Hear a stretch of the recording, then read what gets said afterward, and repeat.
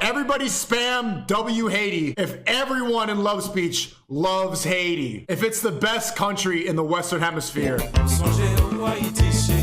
I did not eat a cat. I did not eat a dog. I get that I'm Asian and Haitian, but I do not eat cats or dogs, okay? It's not funny. Don't do this. But I do want to speak about Haiti. I do want to speak about this stuff. There's always lots to talk about. The debate was yesterday, of course. Wrong. And I think Trump did a great job. If you guys saw the debate with me yesterday, I think Trump absolutely dominated. He gained a lot more support from me. He did so well yesterday that I forgot about everything he said about Muslims.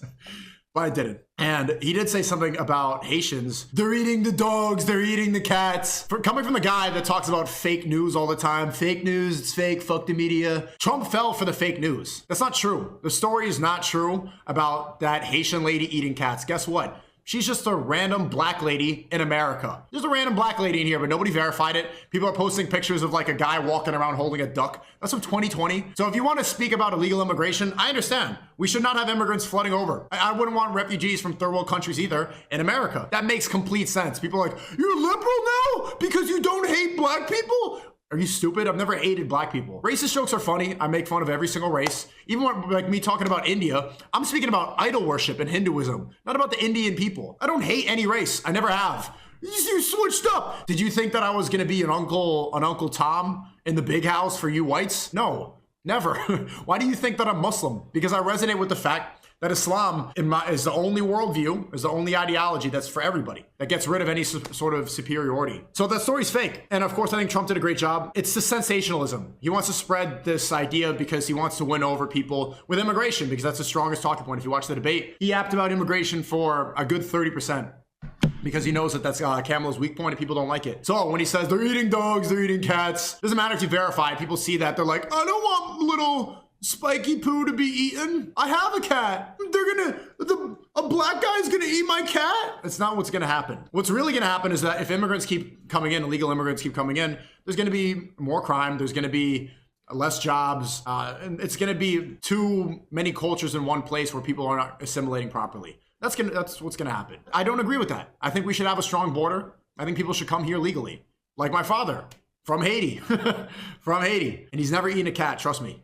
I went to Haiti 2 months ago, didn't eat a cat. So from firsthand experience, no cats. Is it true that the Haitians are eating the neighbor's cats?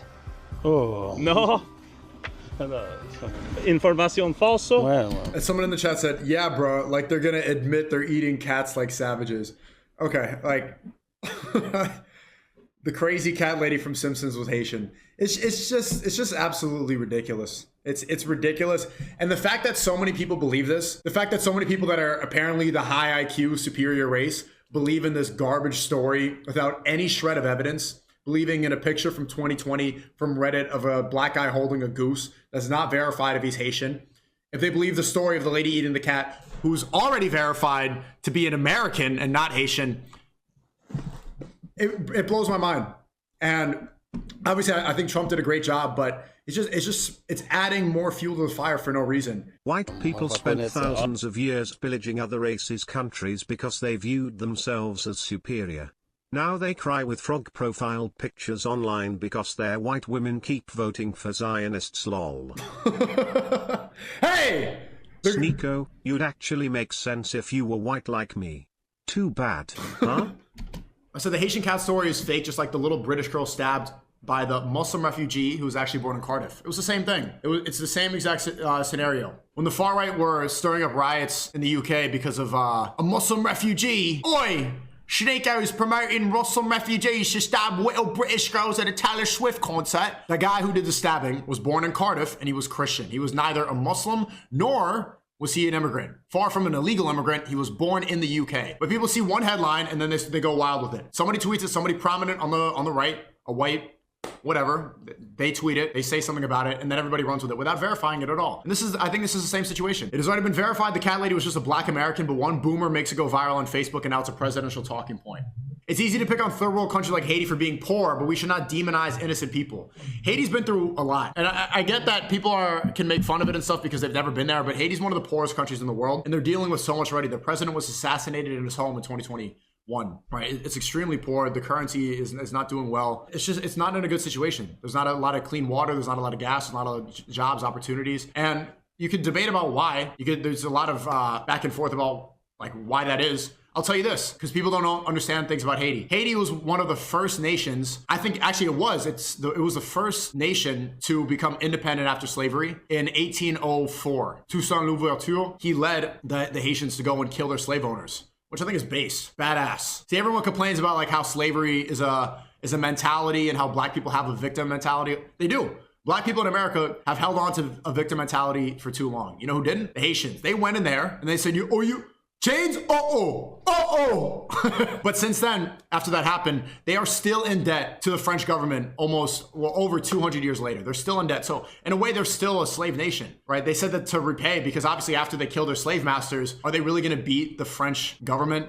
Are they really going to defeat that empire? No, they're not going to beat them. So they said, like, in order to repay what you did, you're going to be in debt. So the French bank technically still owns Haiti. So in a way, it's still a colony. And then over the last 12, 13, 14 years, Haiti has been completely destabilized, especially after the Clinton Foundation came in. If you remember, there was an earthquake in 2010 and the Clintons came in. The Clintons have been going into Haiti since the 1990s. The Clinton Foundation, Hillary will come in with their demon lizard eyes, her and Bill, and they'll say that they'll take a photo op and they'll bring celebrities, and Sean Penn goes there and they're singing Kumbaya, and Meryl Streep is there and Tom Hanks is there, and they're just in Haiti for some reason.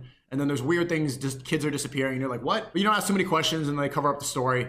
But what's public is that they were supposed to raise about $11 billion for Haiti, and they pocketed all of it. 90% of that money publicly was kept in the Clinton Foundation. The other money, whatever the 10% is supposed to be left, I never seen it. I've been back to Haiti almost every year since I was a little kid. And even the palace that the president used to live in, that's been destroyed in the earthquake, and it still hasn't been repaired. There's not a lot of good infrastructure. There's not a lot of opportunities, and it's not in a good situation. The United States took advantage of that. The Clintons, they went in there, they took a bunch of charity, and then they ran off with it. So that's true. That's public. And for us to pick on Haitians now for the situation, the majority of Haitians are not responsible for this. The majority of like young Haitians who grew up in this environment, how can you blame them? How can you say fuck Haiti? How can you say fuck these people when they had nothing to do with the situation or the circumstances that put Haiti the way it is now? That's heartless, right? You have to have some sort of empathy and sympathy. Does that mean you need to take in refugees? Absolutely not. But to say that these people are eating cats when you don't know who they are, when you don't even know anything about the culture whatsoever, any involvement that the United States had or the French government had in making Haiti the way it is it's silly, and it lacks empathy. So I even tweeted, I'll read on this idea of white supremacy. Not all of them. I'm not even saying a specific group, but there's a lot of them on X who literally believe that whites are the supreme race. I thought a lot of it was a joke. I thought a lot of people just don't like Israel. I thought a lot of people were trying to call out Jewish supremacy, but you can't beat Zionism, Jewish supremacy, with another form of supremacy. If you believe that whites are the superior race, guess what? That's a Jewish idea. What makes Judaism corrupt and why there's a problem with Jewish supremacy is because they believe that they're the chosen people based on the Talmud, and everybody else is goy. They can do business with each other that they won't do with the rest of the world. They can do high interest loans, usury, sell porn, so all this to the rest of the world, the Jewish people, but they won't do that between themselves because they don't want to screw each other over, because they believe they're the chosen people. So if you fight that by believing whites are the supreme race, you're complicit in the same ideology that made the world the way it is now. It's very Jewish. If you are a white supremacist, you're Jewish. Same ideology. It's like when people try to fight feminism with red pill, or when people try to fight racism with anti-racism, when black people, let's say black power, and believe that black people can't be racist. That's the same thing. You can't fight the ideology that you think has caused the problem with the same exact ideology just for your own people. That doesn't make any sense. A lot of these white supremacists, I would say majority of them, I don't think anybody would refute this, they claim to be Christian.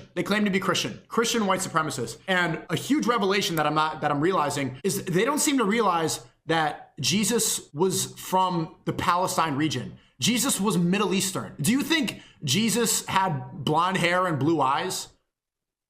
They keep worshiping themselves, thinking that they're the supreme race, but their God is a man from the Middle East. And they talk about the clothes. Oh, look at you wearing your funky Muslim clothes. Jesus was wearing a thobe. Jesus walked around in sandals. Do you not understand that? Do you think that Jesus wore a suit and tie? Do you think he had like A30 eyes? Like these white supremacist nerds will go on Twitter and be like, look at my eyes at A31. You're like the rich kids in school who never did anything, and so they go and piggyback off of their dad's accomplishments. My dad is rich. I'm gonna call my uncle. What, your eye type You guys are like tweeting about your eyes. I'm a Tuscan. I'm an Aryan.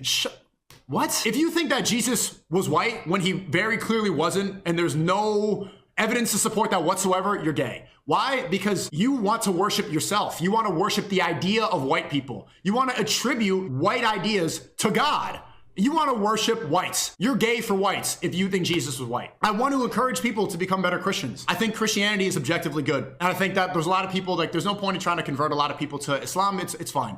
But at least look at the fundamentals of Christianity. There's no space for white supremacy in Christianity. It's not there. Racism and Christianity are like oil and water. They don't work. And I think that's why there's been a lot of corruption in the West. Because people keep adding ideas to Christianity. They'll put Americanism first. They'll put white supremacy first. They'll put whatever. They'll put their political ideology first. They muddy up Christianity with whatever they think. Now Jesus is white. Now Jesus is Korean. Now Jesus is black. So that's what proves what's more important to you than the faith, than which the message of Jesus, which was objectively good. Now you care more about your race than you care about your faith. And that's an issue. You're Jewish now. Now you're white supremacist. You're Jewish. If you